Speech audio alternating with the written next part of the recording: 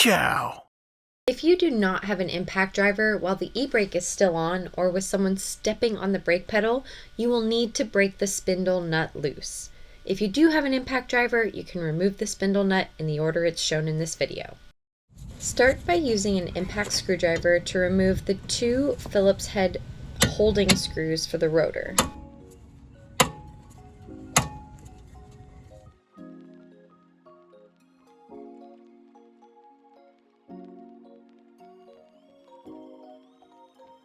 I sprayed the dust cap with some PB Blaster to make it easier to remove. I started with a small flathead screwdriver and worked my way around the dust cap. You have to be careful not to punch a hole in the dust cap with your screwdriver. Slowly level up in size of screwdriver, I eventually popped it loose with my pry bar. Okay, so I chopped the wheels, undid the e-brake, because I don't want to have tension on this brake while I'm working on it. I think it's just going to be way easier to work on this if I take this out. Because it's like one tiny little thing. And then now I can get around this.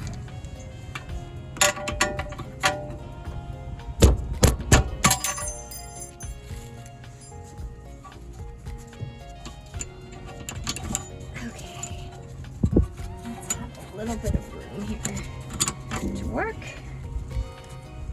Remove the 12mm bolt holding the brake line in place so you have some room to move the caliper out of the way.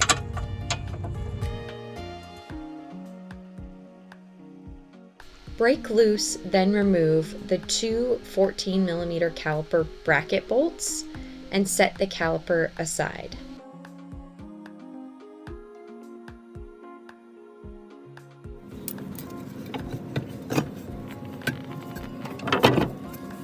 You can now remove the rotor and the 32mm spindle nut. The wheel bearing should slide right off. If it doesn't, I'll show you how to overcome that on the next side. Clean the area really well before putting the new wheel bearing unit on the spindle.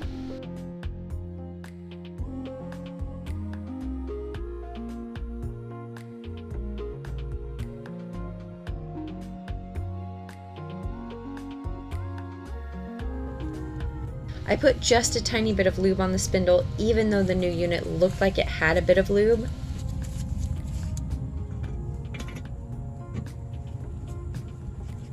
If it's straight, the new wheel bearing should slide right on. Okay. Do not forget the washer.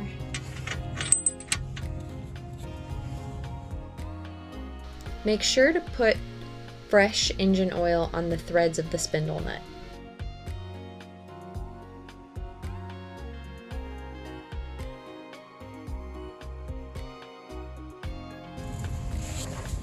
Okay, so I want to line up these holes with these holes.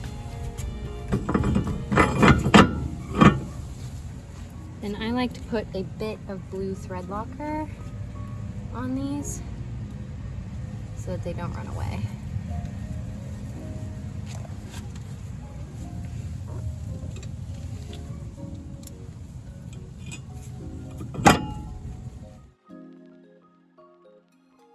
These screws should be tightened to 7 foot-pounds.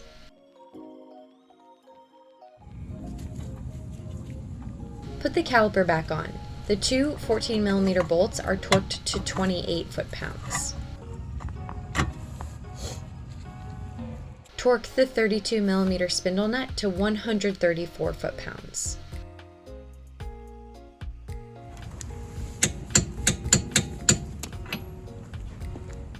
Make sure to stake the spindle nut into the groove.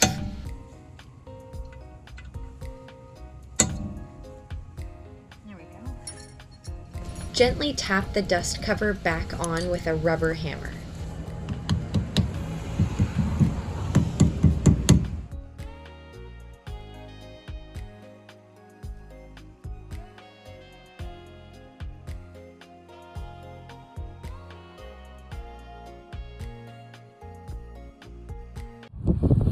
If you listen closely to this bearing, you can hear a metal tinkling noise.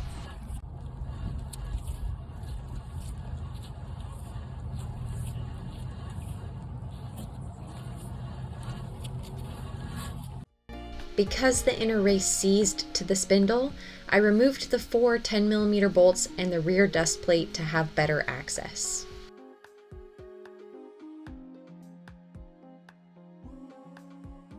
Then I put a propane torch all around the edges of the seized race for no less than 2 to 3 minutes.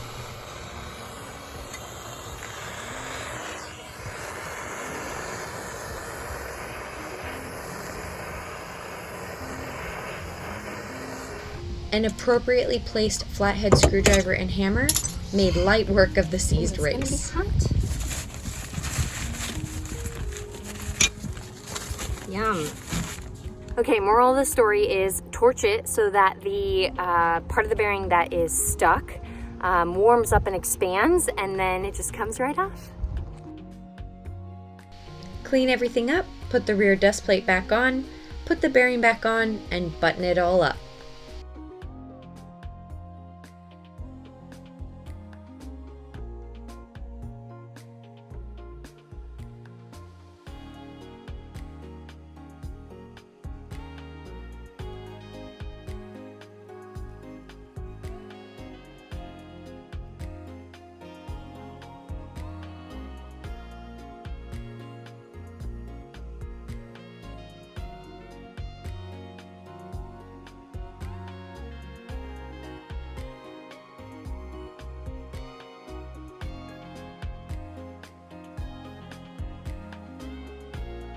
Thank you so much for watching.